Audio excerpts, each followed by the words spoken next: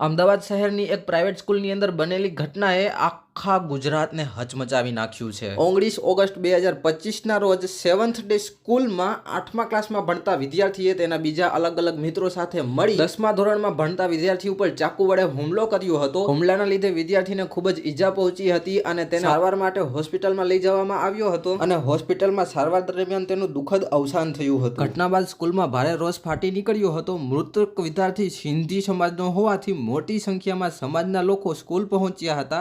ત્યાં ભારે હોબાળો મચ્યો, સ્કૂલમાં તોડફોડ કરવામાં આવી અને સ્ટાફ પર પણ હુમલો થયો। પરિસ્થિતિ કાબૂમાં લેવા પોલીસે લાઠીચાર્જ કરવો પડ્યો। હવે સૌથી મોટો સવાલ તો એ ઊભો થાય છે કે સ્કૂલની અંદર નાબાલિગ વિદ્યાર્થી ચાકુ લઈને કેવી રીતે પ્રવેશ કરી શકે?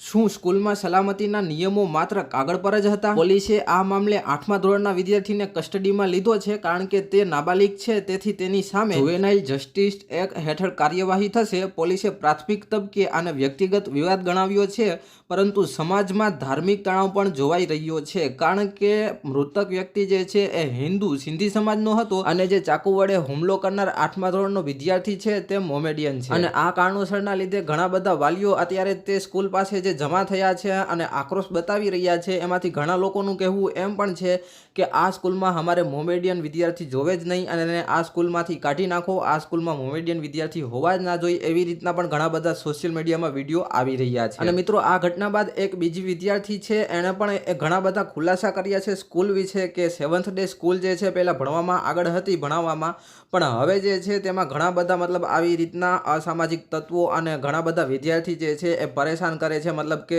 ખોટી રીતે હેરાન કરે છે ને એવી ગતિવિધિ વધતી જાય છે અને એ વિદ્યાર્થી જે છે એમનો પણ પગ ભાંગ્યો હતો, એણે એવું પણ કહ્યું છે। એની સાથે પણ આ ટાઈપની એક ઘટના બની હતી। મિત્રો, તમારું શું કહેવું છે આ સમગ્ર ઘટના વિશે એ તમે લોકો કોમેન્ટ સેક્શનમાં જણાવી દેજો। આપણે મળશું આ જ ઘટનાને લઈને બીજા ન્યૂઝ હું તમને આપતો રહીશ, એટલે આપણી ચેનલને સબસ્ક્રાઈબ કરી દો, આ વિડીયોને લાઇક કરી દો અને આ વિડીયોને શેર કરી દો। મળશું નવા વિડીયોમાં।